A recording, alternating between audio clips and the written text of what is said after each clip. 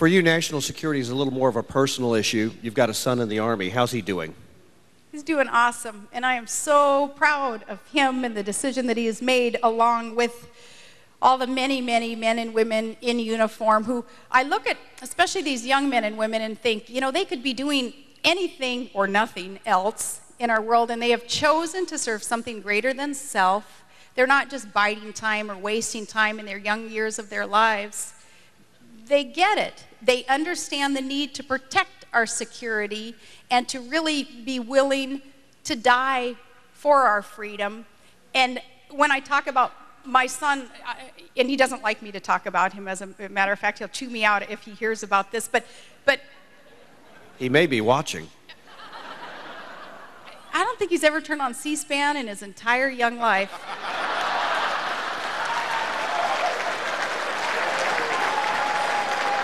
But I'm proud of him and the decision that he has made, because again, they're serving something greater than self. But as my son would tell me, he says, don't pick me out, Mom, to thank me. Thank the troops that I serve with, and thank those who have gone on before me to allow me to do what I'm doing. Yeah.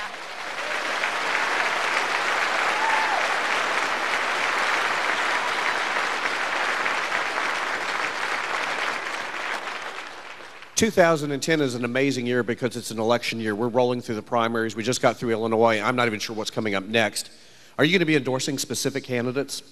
I will, and I will be attending as many events for these candidates as possible. I'll probably tick off some people as I get involved even in a few of the primaries, but I do want to encourage these contested, competitive primaries. Truly, this is how we're going to find the cream of the crop to rise, to be able to face a challenger in the general. Let's not be afraid of contested primaries. I'm going to assist in some of those, but I'll get out there and campaign, and if not in all the races campaigning for specific candidates, I'm going to be campaigning for the message, this common sense conservative message. I can think of two words right now that scare liberals. President Palin.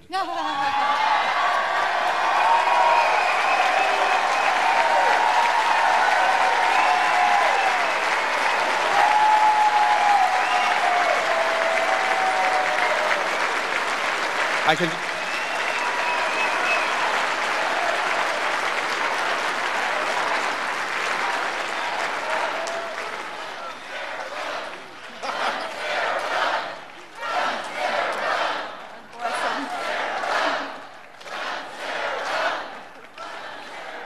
You know, we may not get to finish this. It seems to be two words that gets everybody on their feet.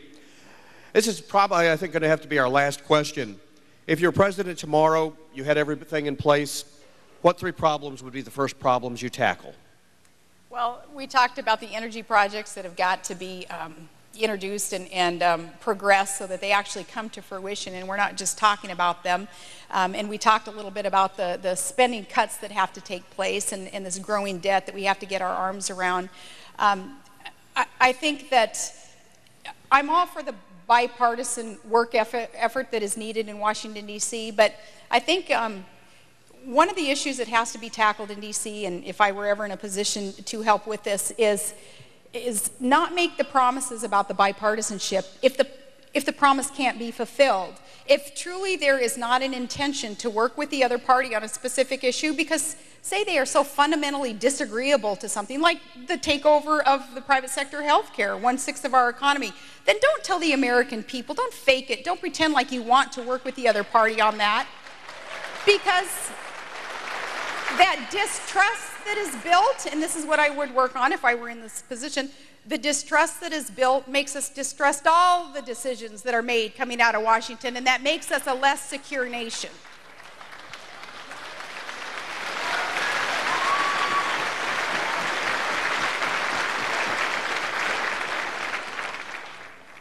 I know the people out there aren't going to like this, but I know you have to go. So, thank you so much for coming down here. We really appreciate it. You may have to fight your way out of here from all these people who don't want you to leave.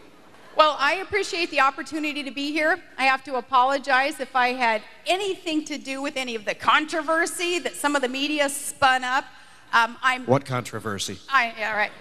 I am happy, honored, proud to take any speaking fee that was ever going to be written out for me via a check and turn it right back around and give it to the cause.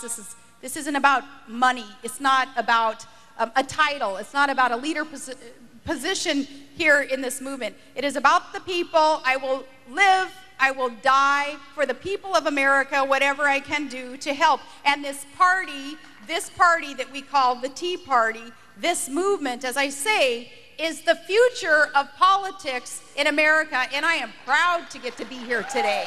So thank you so much. Thank you.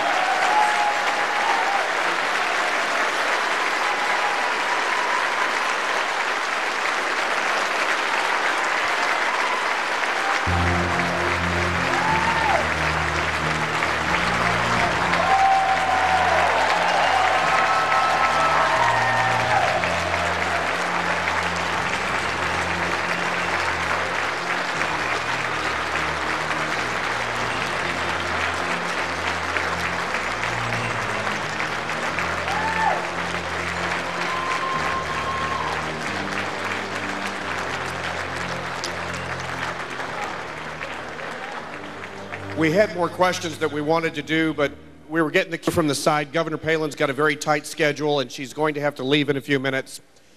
Tonight is would have been Ronald Reagan's 99th birthday. I never met Ronald Reagan, but I have met Sarah Palin.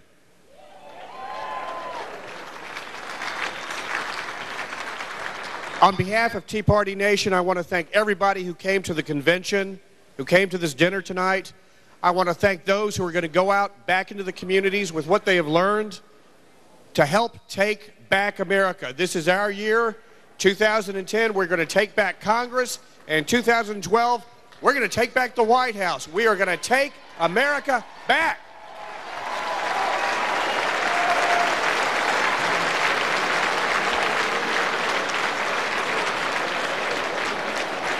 If you're not doing anything on March the 27th,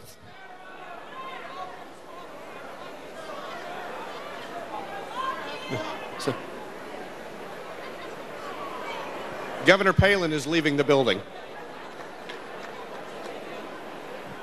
If you're not doing anything on March the 27th in Searchlight, Nevada, Tea Party Express is going to kick off their tour.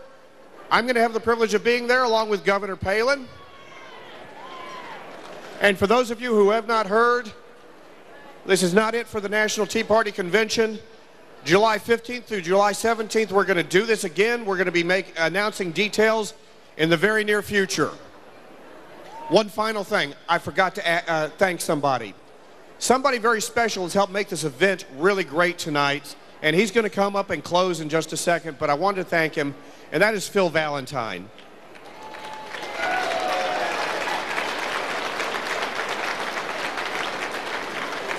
Many years ago, I worked in radio, and if you ever work in a profession, you kind of pick up the things that make you know that somebody is really good at what they do.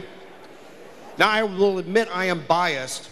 Phil Valentine's a friend of mine, but I rate him right up there with Rush and Hannity. He is that good. You can listen to him on philvalentine.com, and if your hometown does not carry the Phil Valentine show, he's syndicated on Westwood One Radio. Call your station up and say, I want to become a friend of Phil. I want the Phil Valentine show.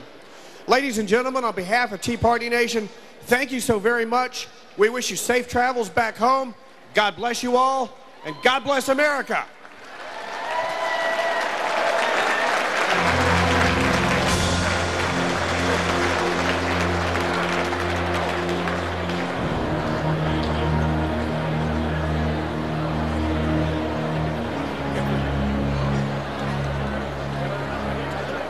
Hey folks, as I told you, this is just the beginning.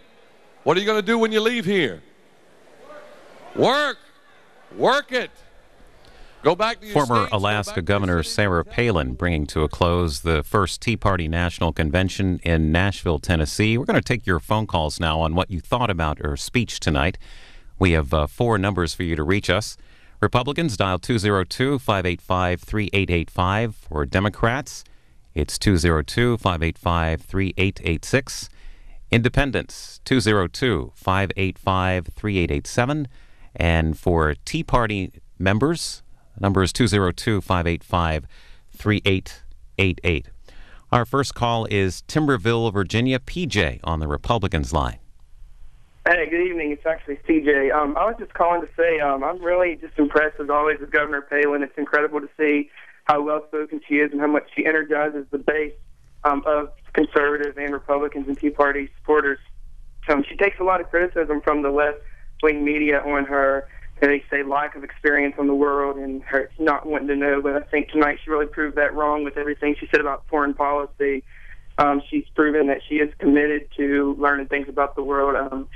And I truthfully believe that she's going to be the candidate for the conservatives in 2012. And if she can't do it, I'm not sure a true conservative can do it. And I'll close. I think that Ronald Reagan definitely had a big smile in heaven looking down